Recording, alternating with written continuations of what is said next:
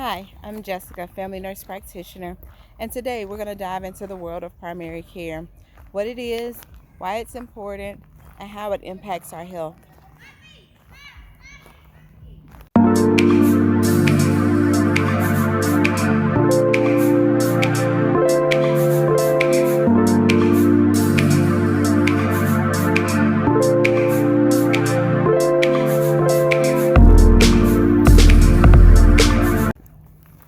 For starters, I'm going to look at my notes because I did make some quick notes so I don't ramble too much. Primary care is an area in medicine, in traditional medicine, that focuses on the prevention of illness, whether that is acute or chronic illness.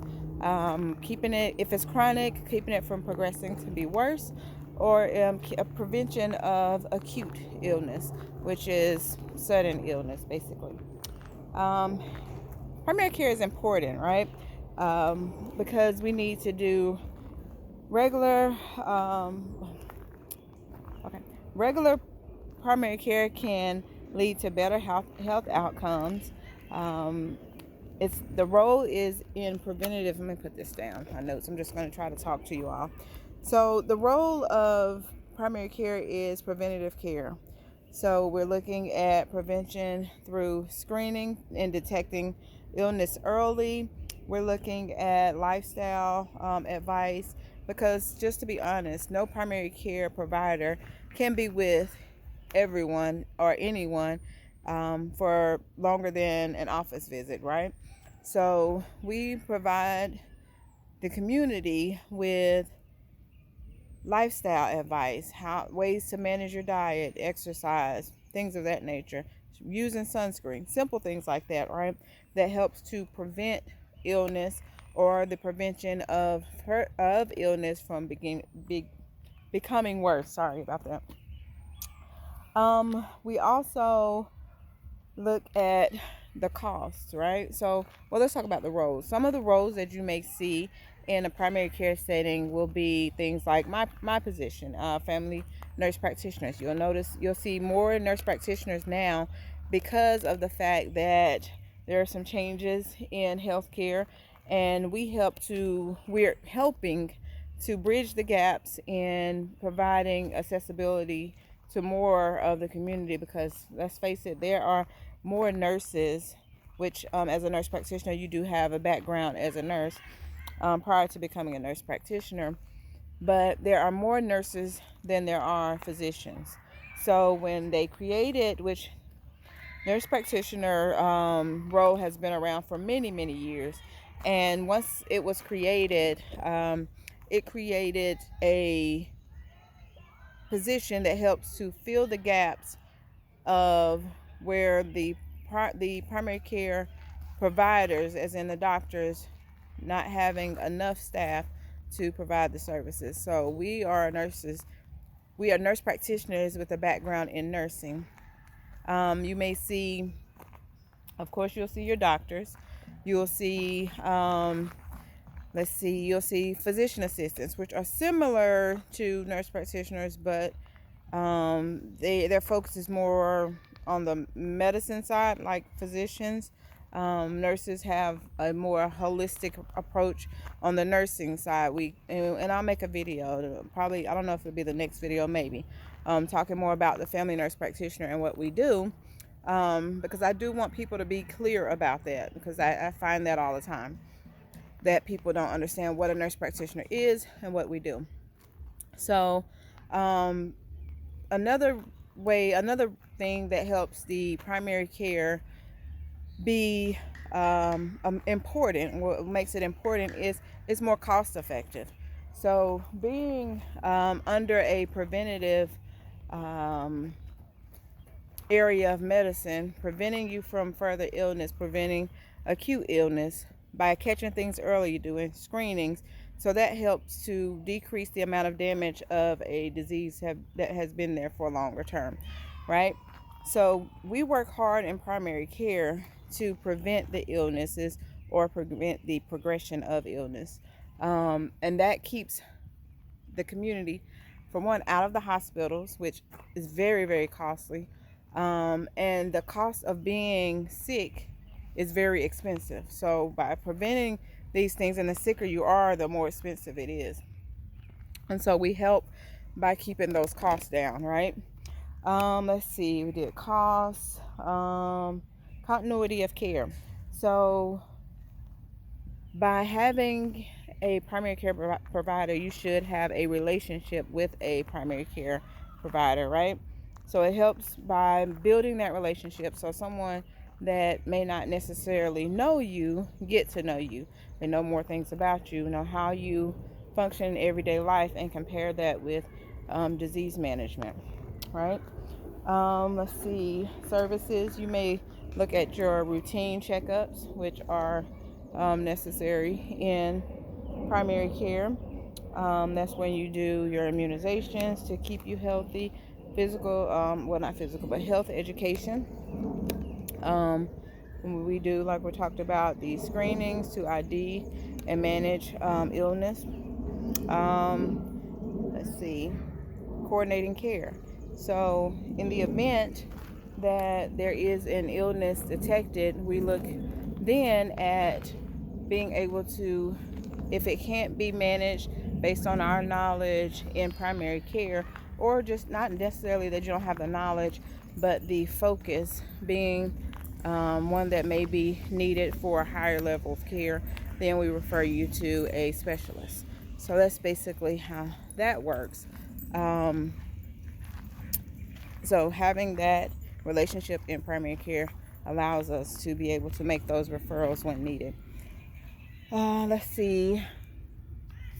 Patient education, very important, very, very important. I am focused a lot on patient education because, like I said in the beginning, we cannot be with you to help you make decisions on a day-to-day basis. So when you do see your primary care provider, that's the times that they can help to provide you with the education and the tools that you can use when you're not with them. So that's why patient education is very important, and one that I feel is personally top of the line for me. I like to provide as much education, which will help to decrease the amount of times that you have to see me. Because in the perfect world, right, primary care, the perfect world is that we have a bunch of patients that we only need to see for routine visits. That would be nice, but that's not the world that we live in. So we try our best to help prevent costs, further illness in the initially, and provide as much education so that you can go in the world and be empowered to handle your own care as much as possible, and contact us when you need us, right? And talk about primary care is not without challenges. There are lots of challenges that you may come in contact with, or we may have in primary care. Things like access, availability, that's one of the major things. That's one of the reasons that the nurse practitioner that was made, the role of the nurse practitioner was made, because of the availability, especially in your rural environment. So we see that in those areas, there's not either, if there is a physician there or a physician office, there may be only one. If there's some areas, even in today's time, in 2024, there may only be one primary care physician in a rural setting, and there may be a few thousand people in that area. So you can see where that lack of availability can come in. Let me check my camera. Okay, we're still good. So I'm not going to stay on here too long, so I don't have much left to talk about. I hope this is recording well. So we have, that wraps into insurance and cost. We talked about that a little bit. And I'll make another video. That's one of the other videos. I do want to talk about the impact of insurance on the decisions that we make in primary care. And so, those are some challenges. But some tips, a few tips I have here. Well, one good one. When you go to your primary care provider for a visit, I recommend that you think prior, either the day before you're going in, right? If you're just going in for your routine visit, I recommend that you prepare questions that you may have. That way you can address those questions while you're in the visit, right? You don't want to wait until afterwards and you're like, oh, I forgot to, talk about this or talk about that. And then you try to contact them and they've already moved on to another patient. So basically, in the event that you're going in, make sure you either write, the best thing probably would be to write it down while you're clear-headed, you're at home in your comfortable environment, and you're thinking about the things that you may want to ask about your own personal health, because each visit is a personal visit. It's based on you, the person at that moment, what's going on with you. It's not a generic thing. Everybody is different. Every individual is different. So make sure you prepare your questions ahead of time, because as we know in this world, and with a lot of the rules and regulations, a lot of times you may only have 15 minutes. We at ARS Medical Primary Care, we do try our best not to have such a short amount of time that we have with our patients. Sometimes that's not always possible, or some things that you come in for may not warrant a longer visit. So it just depends on what the patient needs. And so at this time, that's what we're focusing more on. We'll see. We are a fairly new primary care office, so that may change in the future. Hopefully not, but we'll see. So my call to action to you is to prioritize your health. And if you don't have a primary care provider, you can always reach out to us, especially if you are in the Charlotte, North Carolina area. Our information will be in the description box below of how you can reach us to schedule an appointment. We will also be adding telehealth and in the near future to be able to reach more people, and that's our goal right now. We are trying to reach as many people as we can in the community, no matter if they're in North Carolina or in some of these other states. We want to be able to extend a hand and offer services to them as well, because everyone deserves the same amount of health care. It doesn't matter if you have a lot of money or a little bit of money or no money at all. Everyone deserves health care. So we are working to extend our offices as well to more of the rural areas. That's part of our plan, a part of our mission at ARS Medical Primary Care.